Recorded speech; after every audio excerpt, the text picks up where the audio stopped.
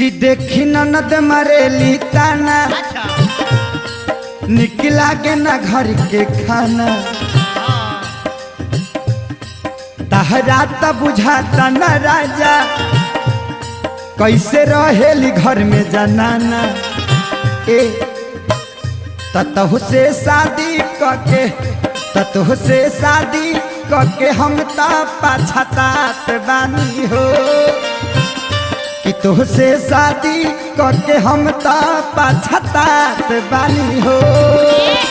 पापा के बोला के नैहर जात बानी हो ए राजा